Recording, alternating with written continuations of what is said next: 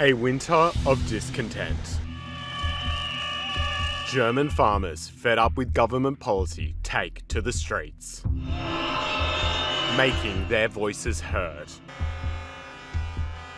So why are German farmers protesting?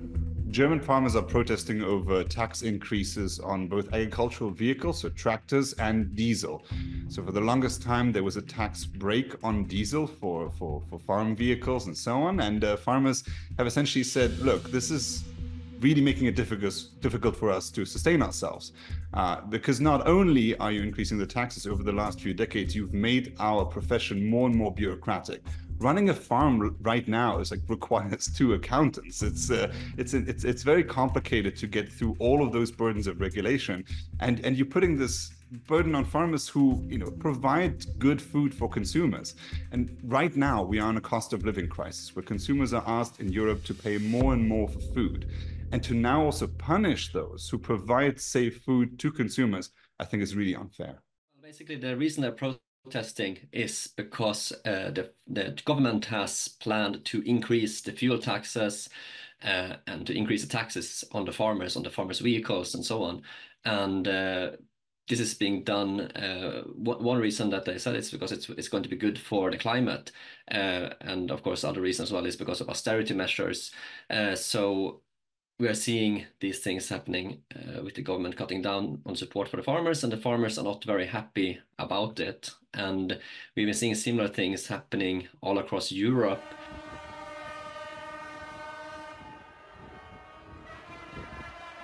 Something will have to change. I think what we notice is that in terms of the way the farmers have protested, that is also very different. Over the last 2 years, there were climate protesters who glued themselves to the roads in Germany, and they weren't even ready to make to open up the streets for emergency vehicles, emergency first responders.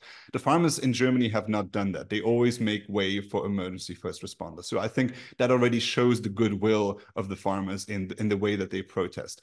And yes, there solutions need to be found here, because we just cannot have a good food system if our farmers don't stand on solid financial ground. I mean, that is just a reality. I heard some people say, like Greenpeace was one of those, for instance. Greenpeace said, oh, but the farmers had a good harvest in 2023. Well, if you increase the taxes, that tax increase also applies for the bad harvest. And just sort of focus on 1 year where the harvest turned out to be good, I think that's just such facile political point scoring and spin doctoring that is very emblematic of the environmental policies that we see all over Europe. We just focus on one issue and we say, well, if all of us just changed our habits, we could change the planet. Well, unfortunately, there's an economy behind it. There's people who work in these industries who need to make a living. We need to be able to afford food. We already pay a lot more for food than, for instance, our American counterparts.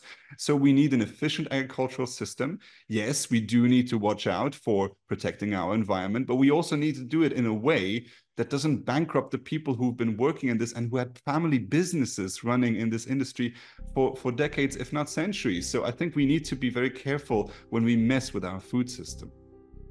And as the protesters continue to make their concerns heard, the German government is hoping to find a resolution. The government came with this so-called compromise where they were going to, instead of making the taxes, increase taxes immediately, they would do it gradually over a few years. The farmers said that that was not good enough and that they would continue the protests. And now, of course, we will have to wait and see what the farmers do, but it seems like they've been pretty firm on their stance and not backing down, because after all, this goes back to their livelihood. The average farm in Germany is looking to lose around 5,000 euros per year in these increased costs. And of course, that's going to cause a lot of farms to go bankrupt, to go under. And this is about their livelihood. And I think we will be seeing more of the protests if it has to be between their livelihood or between having a livelihood and not having a livelihood. I definitely think the farmers will be will be standing firm that they want to have a livelihood. They want to be able to keep on farming, to keep giving us the food that we need. And because it's kind of insane to me to see these climate policies being used in order to undermine for countries to undermine their own food security, to undermine their own to undermine their own food security in under this use of climate change. It's madness, but that's the world we live in, unfortunately. The German government is currently seeking a compromise. What they say is that they won't increase taxes on agricultural vehicles, and they will phase out those tax breaks of the past. So that means essentially that over the next few years, farmers will increasingly pay more for diesel, which isn't quite the quick jump that the German government initially wanted, but it's not enough for farmers. Farmers continue to protest. Just this week, 30,000 farmers descended on Berlin to show their disapproval and say that they are not backing down.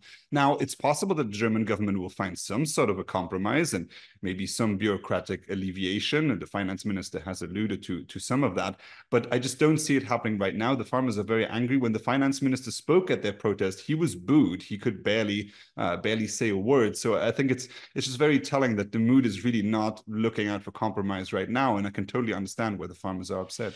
The farmers have experienced an influx of support from around the world. Popular TV presenter and farmer Jeremy Clarkson has spoken out against the issues European farmers are facing. In The Times, Clarkson wrote, "The Green Movement has come along and announced that it is bad for the upper atmosphere to grow food and we must all stop. And because modern politicians have all become enslaved by idiotic left-leaning pressure groups, they've nodded, said okay, and decided to cut farming subsidies to the bone, which means Europe's farmers are screwed. They can't make anything approximating to a living wage without government help, and they can't put up prices because the supermarket system doesn't allow it." Meanwhile, in Germany, support from the locals has been strong as well.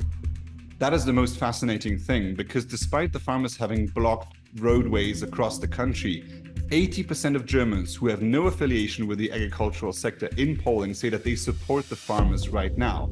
And the polling of the government is equally bad, because the government has essentially initially said, look, these farmers, they are just having a little complaint here. What they should do is use electric tractors instead. And also they're all just far right. So they were trying to brandish all the farmers as being sort of in a political corner, which has an even stronger implication in Germany than it does elsewhere in the world. So that has really backfired on the government. The people support the farmers.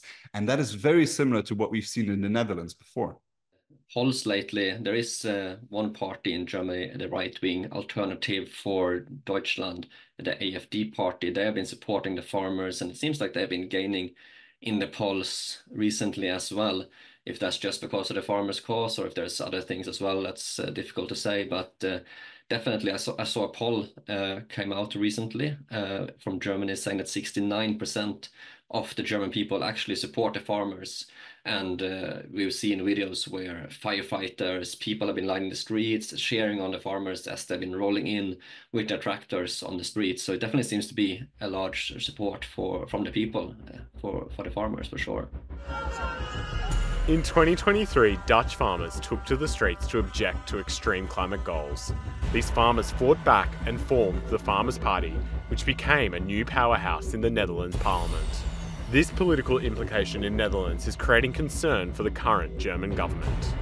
It could actually be the reason why this coalition might not hold, because the current German government is constituted of 3 political parties, 2 of which might try to blame all of this on the chancellor and say we were not involved whatsoever, just leave us alone. And that might be a cause for early elections in Germany. What we've seen is that politically in Europe, if you stand against the farmer, you lose. And I think a lot of political parties are finding that out the hard way. The German government is one of them. The Dutch government definitely was one of those as well. Well, not just farmers became politically active by attending protests, they also genuinely created a political party. And it looks like in the current coalition talks in the Netherlands, they might even be part of the next government. So what we're seeing is, as the European Union and many European governments have politicized farming, farmers have made the conclusion that they should become political. And the result of that is that a farmer voice is now part of the political debate over the environment, over the economy as well. Where the government was essentially planning on forcing the farmers to sell their land to the state at a fixed price, decided on by the government. So the farmers wouldn't have a say on it. And then they would be banned from starting any kind of new farmers' businesses in the whole of the EU. So really destroying generational farms, destroying their livelihoods by essentially doing the same thing as what they did in the Soviet Union, seizing the means of production. So I actually came up with a term for it. I call it climate communism, because that's essentially what they're doing. They are using the excuse of climate change in order to gain control of the food supply, to gain control of the farmers, because we need farmers, and if we don't have farmers, people are going to go hungry. They're going to come to the government to beg for help, and yeah, that's a very clever way to gain control. The attack on farming isn't exclusive to Germany and the Netherlands. It is something we're seeing more broadly across Europe. It's people in Europe have been facing increasing living costs with increased rates. The interest rates have been going up, which means that the mortgage rates have been going up for people. People are struggling with that. The energy costs have been going up. Food prices have been going up. Fuel prices have been going up. Of course, they've been telling us for years that we need to be switching over to electric vehicles to reduce our fuel costs, but now with the energy energy costs, electricity being so expensive, it's actually kind of expensive to fill up electric cars. I know that in Norway, for example, you have if you want to go and charge at the fast charger with electric cars, the cost isn't that much different than filling up a diesel car now. So again, we keep getting told that we need to do this, we need to do that, and then it's gonna get cheaper for you, it's gonna get better, but then we just get increased costs anyway. I believe that farmers are being targeted unfairly because when you raise a tax, you have to provide the argument on whether is this justified to alleviate the deficit? Aren't the consequences of you raising the tax not worse than what you're trying to achieve? And also, does it achieve the actual goal?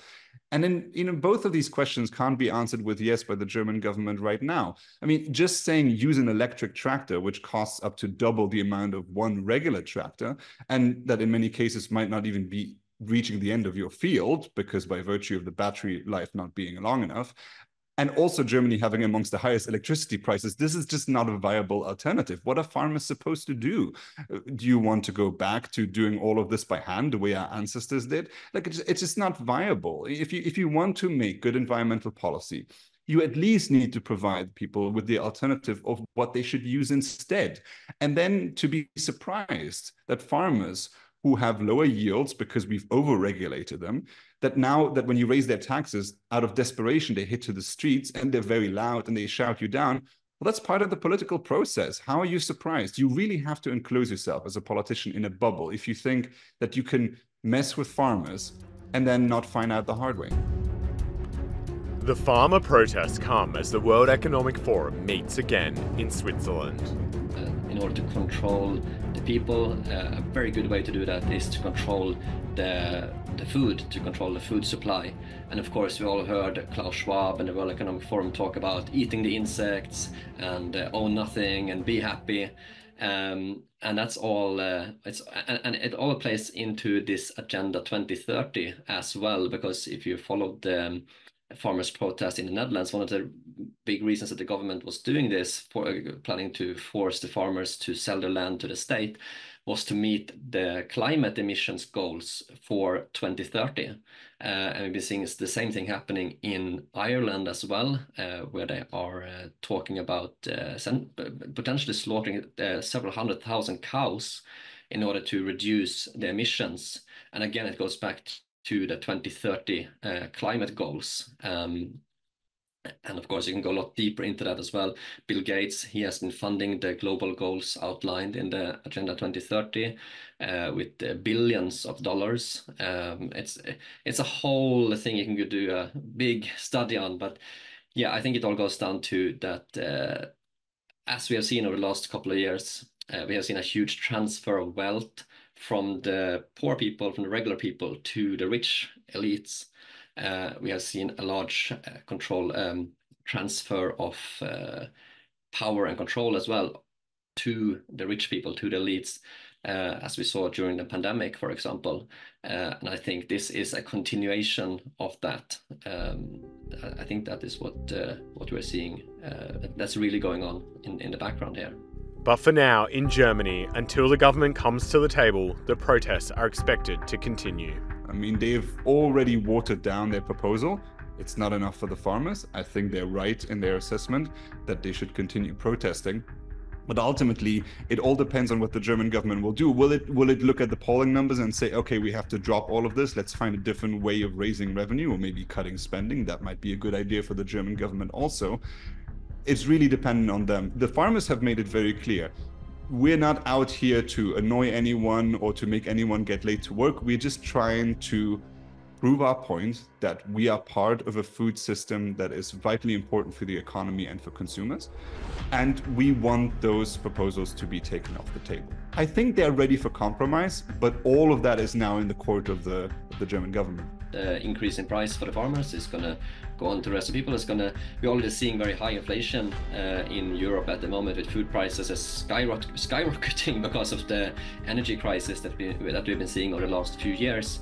And this will only just won't help the situation, to say it that way, with the food prices. And yeah, it's really crazy to see. And yeah, it's like we saw in the Netherlands, they actually elected the right-wing Geert Wilders in the recent election, and he was one of the few politicians who actually supported the farmers. So it seems like, we saw it first in the Netherlands, they elected the pro-farmer politician, and now we are seeing the pro-farmer party at least doing better in the polls as of late.